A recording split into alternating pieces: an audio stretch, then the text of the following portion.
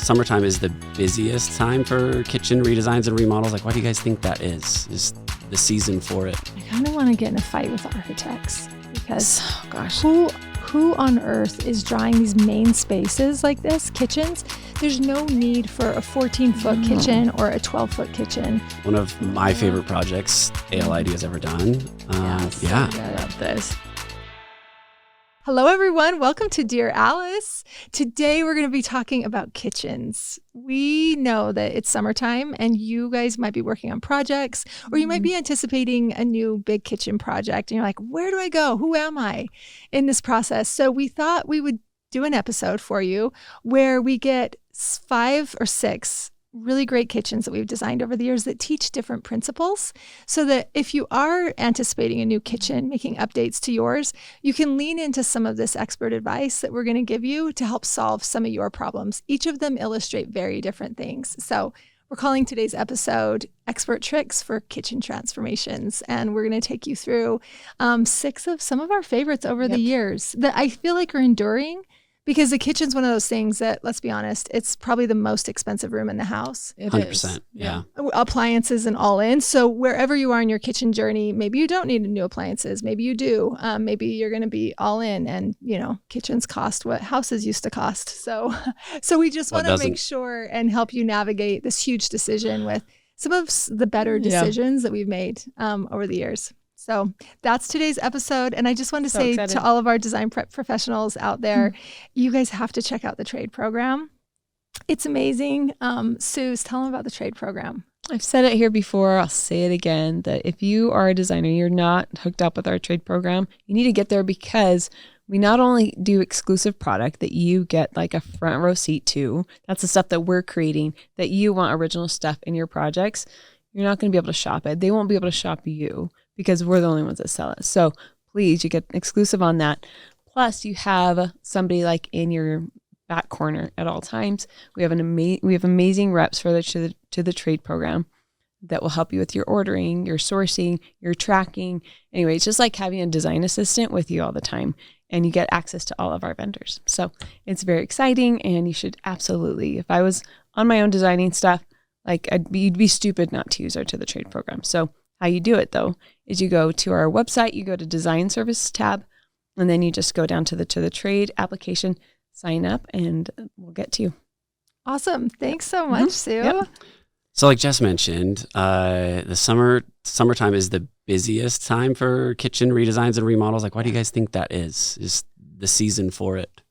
It seems like a really nice time to just rip it out and, because you're going to be without a kitchen, let's be honest. Yeah. Right? Don't you think? You might be painting, you might be airing out the house, it's just a lot of work going on. And let's be honest, in the summer, you can eat out of a cooler or at the pool or you're just more mobile and you have all the kids. You can be outside more. During the holidays. During the holidays, you have to have a kitchen. So true. Right? And you're entertaining more and that sort of thing. But I feel like summer is for being outside and playing and that sort of thing. I don't know about you. Even just when I'm cleaning my house, I'm way more likely to just be like, hey, we're just going to dust and clean everything off because it's summer. I can anyway, you just get in a mood. I get in a mood this time of year. Summer projects are always a thing growing up. I feel like we've been wired for summer projects. It's so true. And things are okay to be in disarray because we're all outside anyway. So it's not a big deal. Yeah. So, nobody's wearing pants. It's summer. No. We're on vacation. Yeah.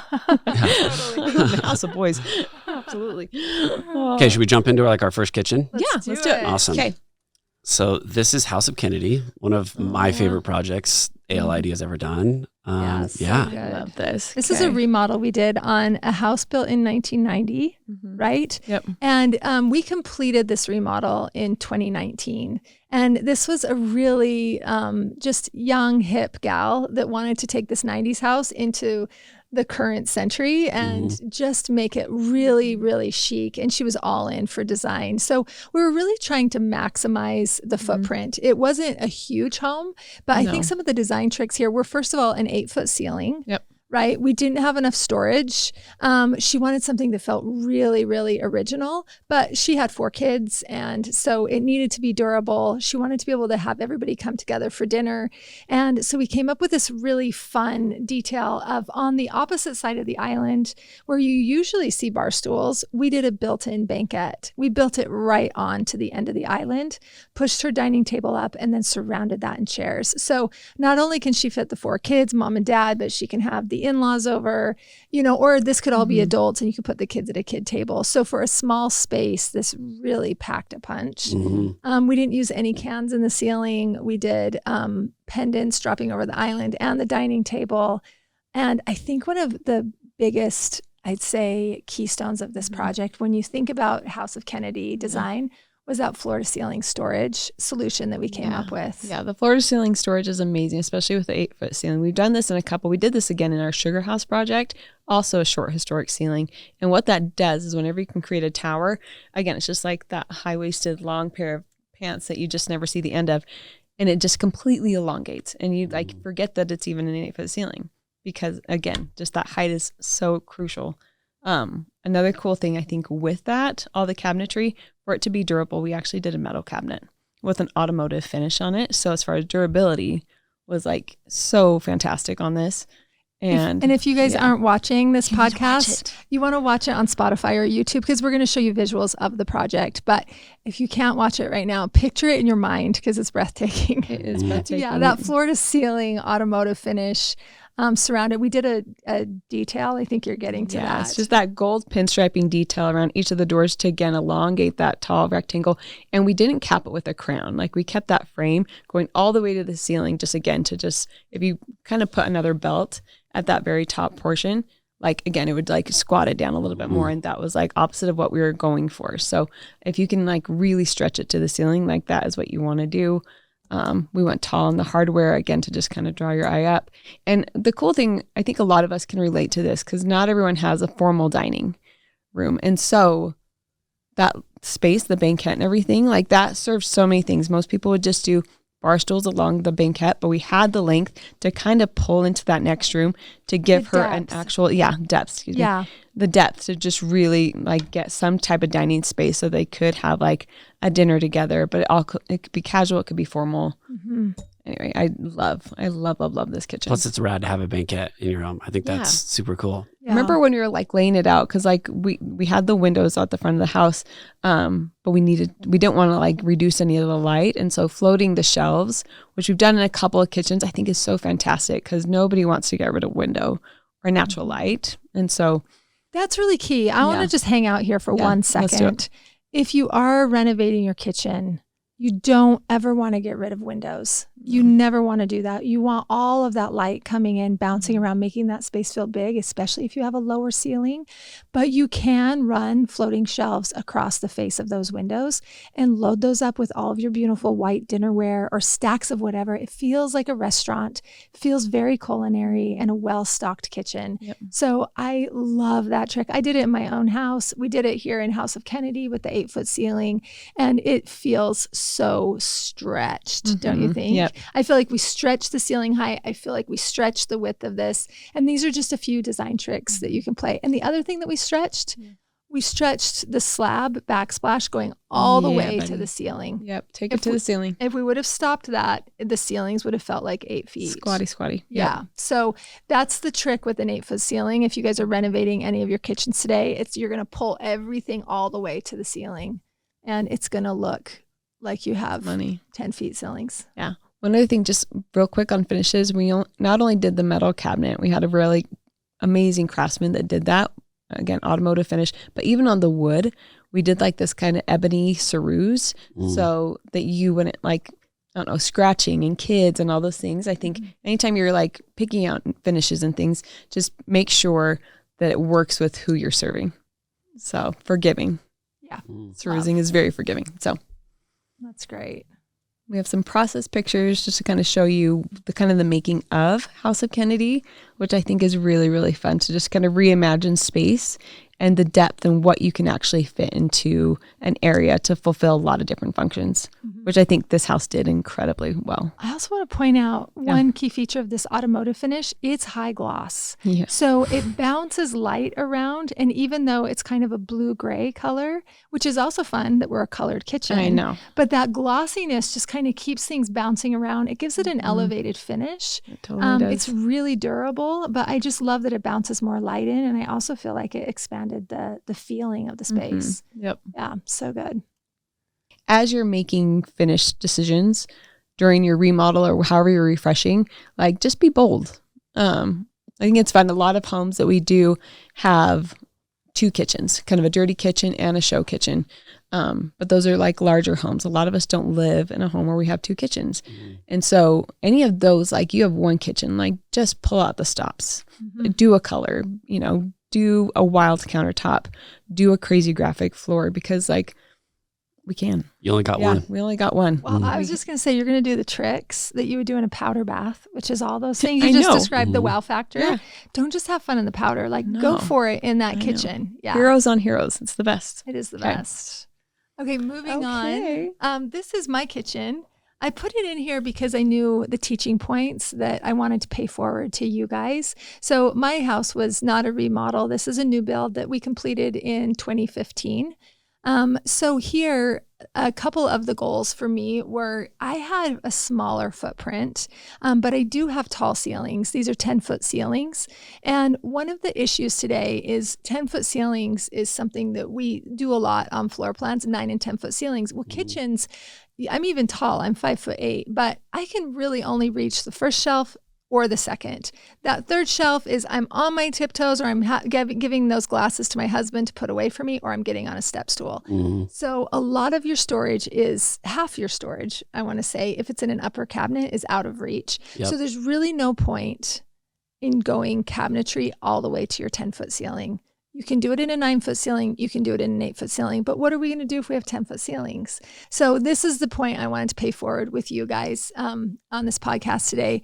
I did a soffit on top of my cabinets. You're going to want to watch this part of the podcast if you can. You're going to see it just looks like a great big almost frieze before the crown molding. And there's a little panel, applied molding panel that sits on top of that. I painted that white, even though my kitchen cabinets are white oak. And it gives it sort of a finish work feeling up there. It keeps your eye moving all the way to the top. There's no dust shelf. And I feel like it looks like a really beautiful traditional finish in a transitional kitchen. I went with a white oak kitchen. So this is considered stain grade today. Back when we were designing houses, we were probably, started in this house in 2012. I remember talking to different editors and folks, and they said, what are you going to do? You can't do a white kitchen. Nobody will publish it. And I was like, whoa, just a minute. Wait a minute. I gotta reset my brain. I didn't know how to think about that. Everybody that we were working with at that time did white kitchens. And today I'll still say, I even asked Suze at the beginning of this podcast, in the design center, what colors of kitchens are we doing right now? And really about 97% of the people still want a white kitchen. It's just classic. Everybody loves it. They know they're not going to get tired of it. Maybe they were raised with one, maybe they weren't. But for some reason, it is the gold standard in the mind of the women that we design for. They all love a white kitchen. So this felt kind of crazy to me, but I was up for it. I feel like it's my job to take these risks and to try something new. So I said, okay, I'm going to do a white kitchen, a white oak kitchen, and it's going to be stain grade. And so we used kind of a grayed out stain to pull all the yellow out of the oak. Did my favorite door style here. But then putting that big white frieze or soffit on top of it, I think I just really loved the pairing of those two finishes together. And I just thought I should pay that forward to you guys. If you do have a 10-foot ceiling and you're trying to figure out how to renovate, there's really no point in having that whole thing be a cabinet and go all the way up to 10 feet. It's almost too much too. I think the proportions of this are very beautiful. Even though I made this decision well over a decade ago, I still love this today. I do too. The other thing I did here that I wanted to teach you guys was my kitchen island. If you're watching, you can see where my cabinet island stops. And then I have brass legs that extend beyond that and give me more depth in the space, much like the House of Kennedy that we were just talking about. In the old days, they would just have a kitchen island be that bank of cabinets. You'd have your countertop Overhang. material, do an overhang, and then you'd have bar stools up to that. My kitchen would look so tiny if I did that. So pulling that countertop all the way out into the space to my refrigerator, if you're watching, it almost made a perfect square. You can see beyond and through the legs, which is also a space expanding trick, right? Transparency is. And then the bar stool is there at the end of the run.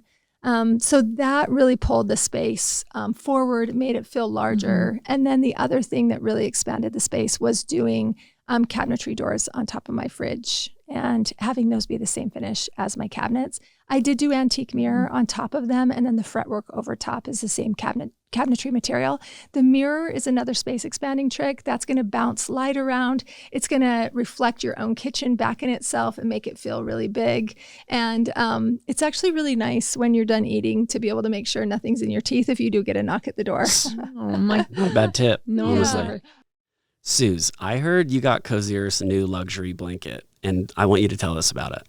I did. It's my very favorite new toy. It's the Bubble Cuddle Blanket from Cozy Earth, and it's this faux fur that is the softest blanket I've ever experienced. All my family, we all go downstairs and we watch movies together almost every night in the summer, and we all fight over our blanket, and I think I won. I have the Bubble Cuddle, and it is so soft and furry, and I love it so much.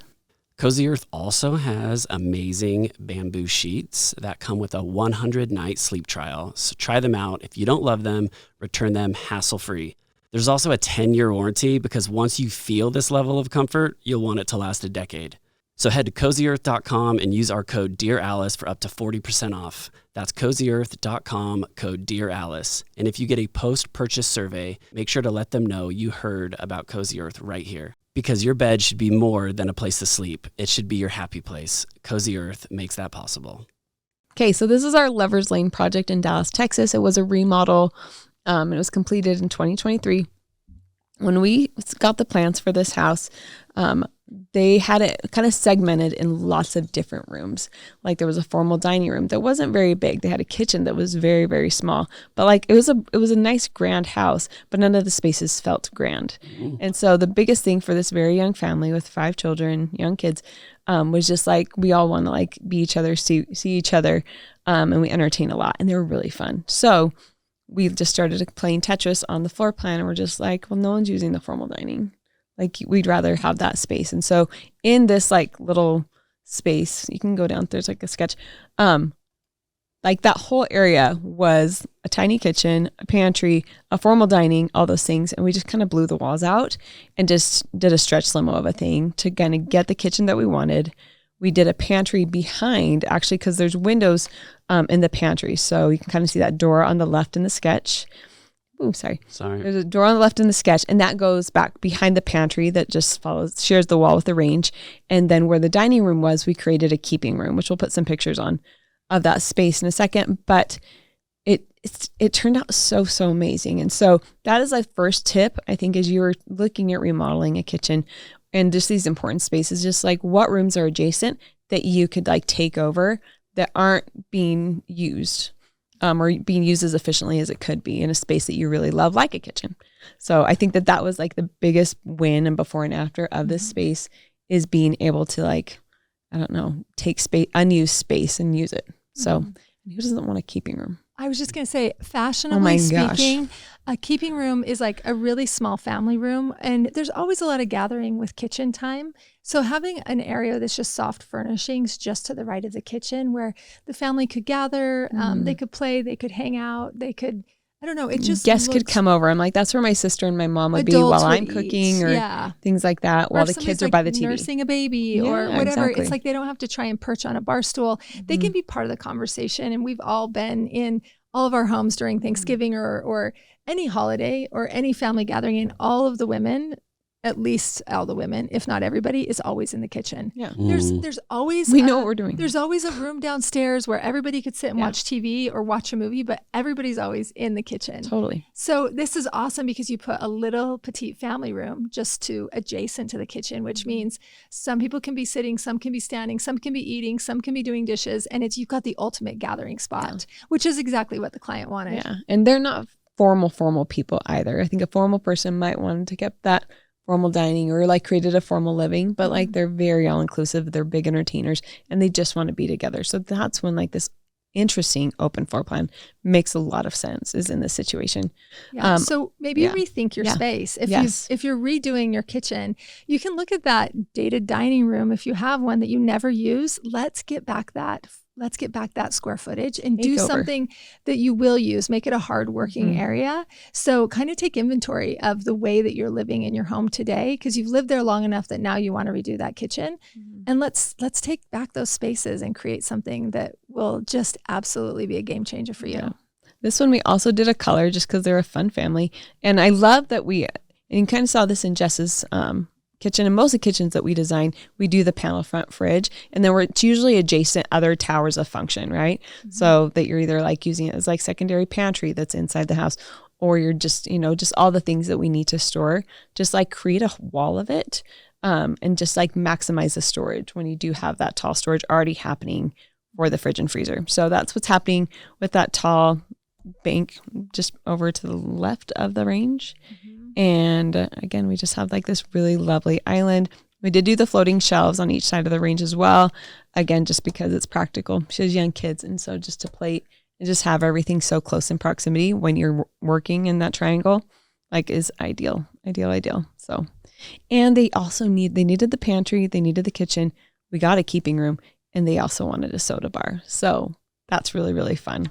So again, another thing to think of is like, what are the spaces that you'd want? Like we had this like little soda bar, and it had a window, and we created a service window like near the pool. So now kids can come up and get ice cream, sodas through a service window. And so anyway, I'm like, it's just like the ultimate party trick. That really is. And they picked lend me some sugar. Come on. For their neon. Love it. They're the most fun. Okay. Outcast. High five. Yeah. Yeah, that's right. That's they met awesome. at a Nelly concert, or that was their first date. So that's tracks. rad. Yeah. Cool. Yeah. Okay, the next kitchen is the Manchester house. Oh, yes. This is a new build. Yeah. This just got completed last year. Yeah, in 2023. We photographed it early Right. 2024. Yeah. Yep. Yeah. Let's tell them what the goals were here and how we accomplished them. Okay. So it was a new build. So the architect drew this home very, very large. There was a lot of space, but the homeowner, she loves a cozy space. She loves charm. She grew up a lot of her childhood in England. Her parents are both from the UK. And so it's just like, how can we make this more charming, while still having like a big, grand capacity of space? And so I really love this. I love the fact that if you're looking on the screen, you can kind of see for the hood, we actually enclosed that whole space with marble. Like we framed it all out just to kind of make you feel cozy, like you're being hugged by the marble. Where if you didn't have that, it could kind of just like go infinitely Feel exposed to a the little very, bit. very tall ceilings. I kind of want to get in a fight with the architects, because gosh, who on earth is drawing these main spaces like this, kitchens? There's no need for a 14-foot kitchen or a 12-foot kitchen. It's an 10-foot, echo chamber. you're already having to do tricks to fur those cabinetry down. So if you are in the middle of working on a new set of plans, I would really question those heights over the top of your kitchen. Also, while we're at it, off topic, your showers. There's no need for a really high ceiling in a shower. It's freezing. Heat rises, and you're just going to be naked and afraid in a stone cold room. It's too much. So I feel that way about kitchens and bathrooms. Okay, let's move on. Sorry. No. Okay. I absolutely agree. Just had to give a word to the people out there. No, we employ the soffit like more than needed just because the ceilings are so Architects tall. have not gotten the memo on this. They think more is more. And you know what? We're paying for cubic feet here. We're paying for this square footage. Yeah. Then the designer is having to come down and make this house feel cozy like she wants. And for some reason, they just didn't get the memo on what makes a house feel cozy, and ceiling height is the opposite of that. I know. I mean, we love a high ceiling, but in a kitchen, it's we had to do a lot of tricks on this. Like on the left and right of the range, you can see there are a couple of steps that go, there's a space behind the kitchen range wall, and that's like their little playroom, homework room for their kids, which is darling. But again, so cute. Yeah, I actually love that detail. But we did the transom, so bringing in like colored glass, just something interesting architecturally to make it feel cozy, to again kind of utilize that height, Because again, otherwise it's just like more white wall. You know, I don't know if people would have like thought to just add that transom. It's so clever. Isn't that cute? I love that so much. And it really does. I mean, while it feels grand and restaurant-esque, it really is so, so gorgeous. It's darling. Yeah. When you talked about cozy though, sorry, it got my my trigger going. But it's true. I will say, like, these huge kitchens, like that island, I want to say is like a 12-foot island. Like it's huge. Like you cannot. Slabs. Yeah. It's the most slabs and the lighting. You don't think about these things when you're looking at just a plan of how that scales. Like to put those lights, I want to say each of them are like 34 inches wide. You're not using They're kitchen chandeliers pendants anymore. You have to use chandeliers. Those are 2 chandeliers. And like we had to over keep an stretching. island. And it's hard to, like, even the client when we're presenting, she's just like, why are they so expensive? I'm like, it's because it's a full-fledged chandeliers over your island. Like that's just what it has to be. And like, you probably need more like extension chain or something like that too to bring it down from the. So just you have to like really pay attention to your scale when you're in that development stage, because it gets you'll feel some vacancies if you don't get the details. It feels normal in this image because the scale is right. Yeah, and like even though it's a 14-foot island and there's chandeliers over the island, everything is in scale and everything feels really good. Yep. So you got that really, really right. The materials are gorgeous. It's stunning. I want to say when we were talking about like if you have a first kitchen, a second kitchen, or a really like functional pantry, again, all these like we have all the perimeter cabinetry is white, or just like a really warm white. We brought in the wood tone on that island again just to like add warmth so it wouldn't feel sterile. But again, just like how classic is the white kitchen in some combination with a natural wood. Tell them what kind of wood you use for those listening. Oh, walnut. Yeah, it's a walnut. That's rad. It's really pretty. We actually had like walnut with the burl. We did some value engineering. I think it turned out amazing. And we did these like little metal leg accents just again to add the decoration. But I love it. We go into the next couple sides. Oh, it's so pretty. Don't forget the cafe curtains, ladies.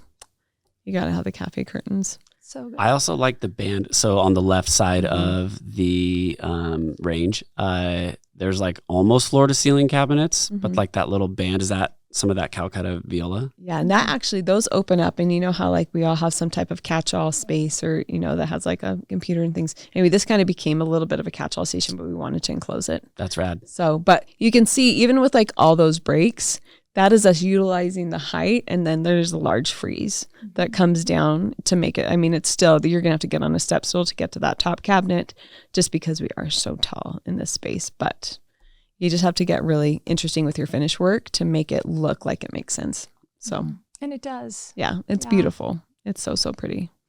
And again, that they have like a little tea station area over by that cafe curtain window.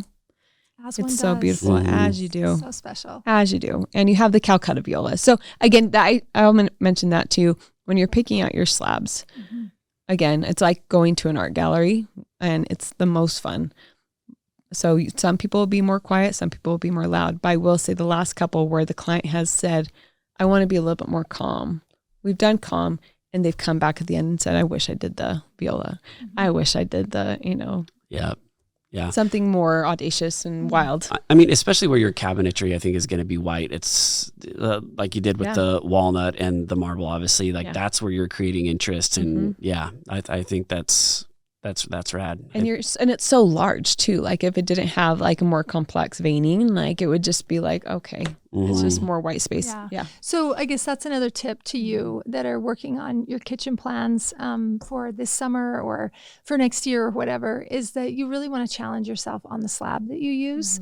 You can phone it in with those neutrals, but the payoff isn't going to be the same. Even if you have an 8-foot ceiling that you're working with, you're going to get way more payoff with using these more obscure slabs, these more opinionated slabs. It's going to feel more designer. It's going to feel more European, and it's not going to feel as typical. So go for it there. And you can use really classic finishes like a combination of white and walnut, but get that designer payoff with the slab.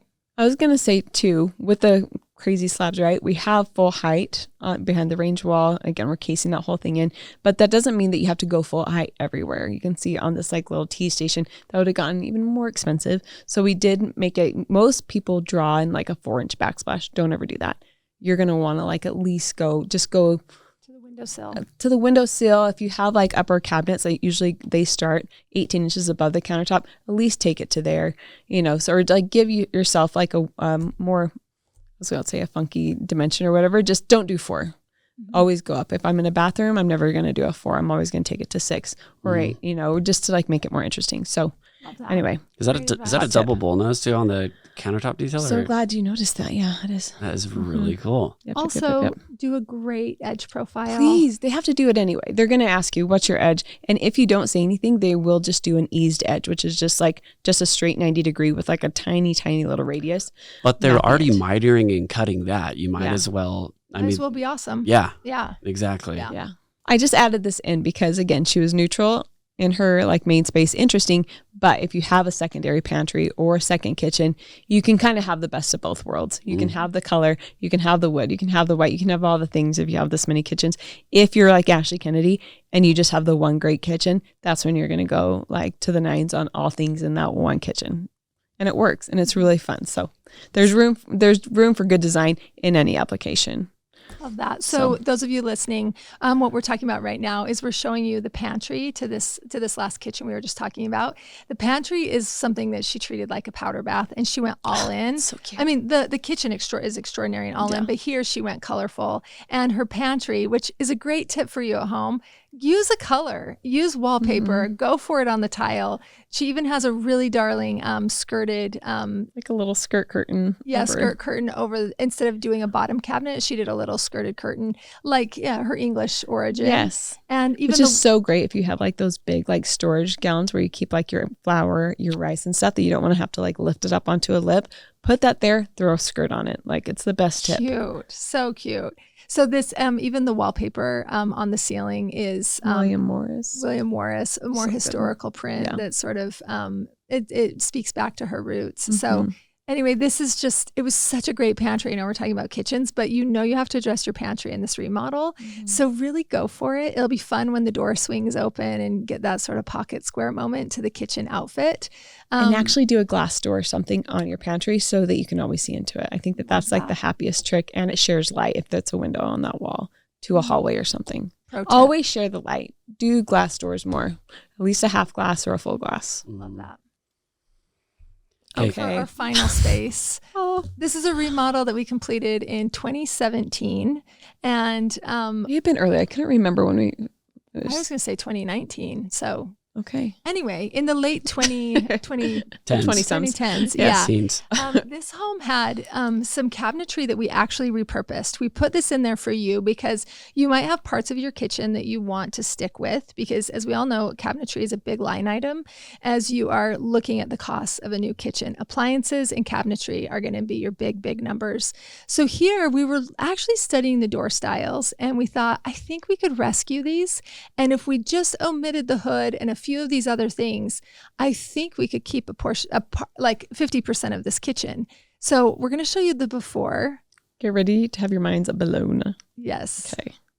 Jeez. No. That's crazy. Dark sadness. Is that alder or that's what it probably looks like? I will say in this entire remodel, there was just like so many surface changes and so many colors. Like even on the floor, it was like the yellow brick road. And so you started from one tile to another, all in like one open space.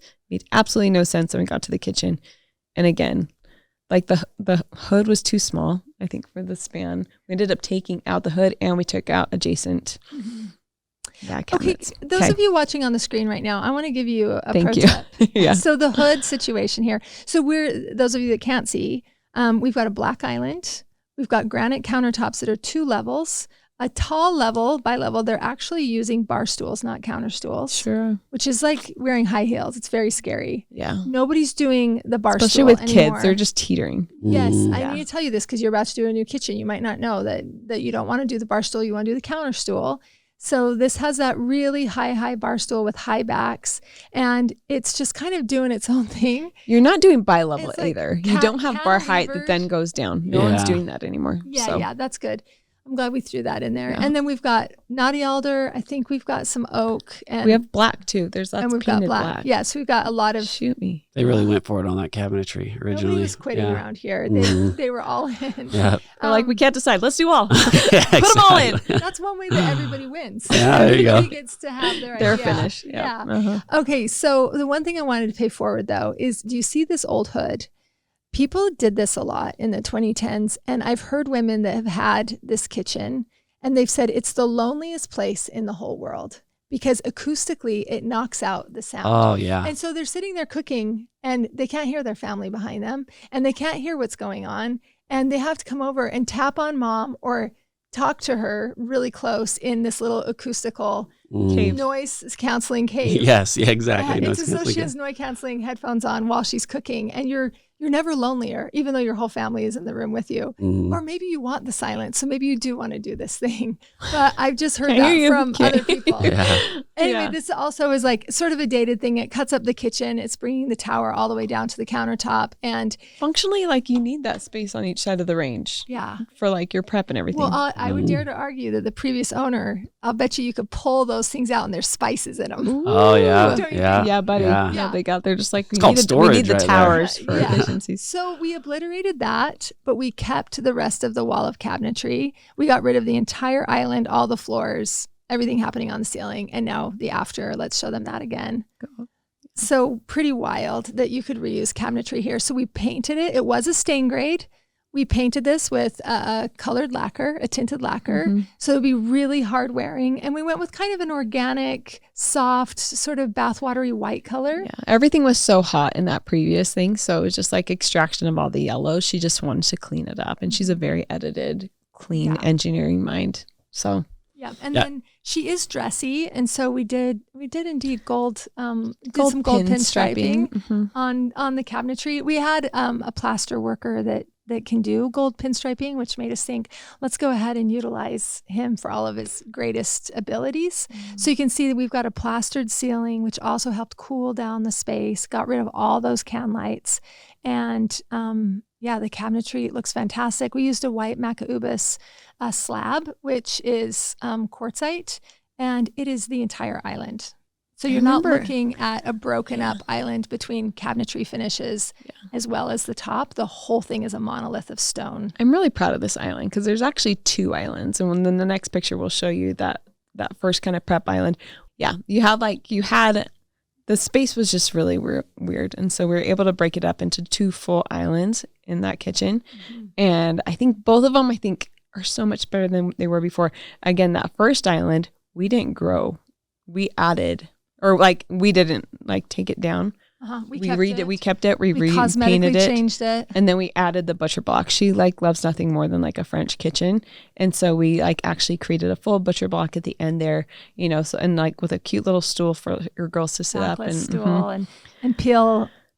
Peel carrots and chop onions. Or charcuterie, or just have that laying there. It feels very culinary. Yeah, so fun. And the legs, I remember you sketching these legs. We sketched them, and then we actually just played with metal pieces and told them on site how to weld them, which was really, really fun. And then we had our artist do the gold leafing. And I'm proud of that. But I'm really proud of just that second island. It's so simple, but just the thickness and for that gold toe kick, how it wraps those 2 sides. And I love that we waterfalled one end and then we kept the other end open. I just think it turned out really, really cool. I do too. I love that kitchen. I love that. So good. Anyway, those are a few of our favorite kitchens that we've done and some of the hot tips that we want to share with you today. Yes. I hope this helps as you're planning your kitchens and sort of rethinking things. We just wanted to pay forward our very best advice from at least our five or 6 kitchens that really had a lot of tricks, whether it be remodel, keeping half the kitchen, getting rid of the whole kitchen, floor to ceiling, stretching, all sorts of tricks in there. I hope that's helpful. Thank you so much for watching today. And remember, you need to check out our trade program. You're going to get the exclusive discounts, the expert help, and access to our hundreds of vendors. You guys can apply online at alisanehome.com. Big thanks for listening. We're so grateful for you. If you don't mind, rate and review us. That helps other people find the show. We'll catch you next time.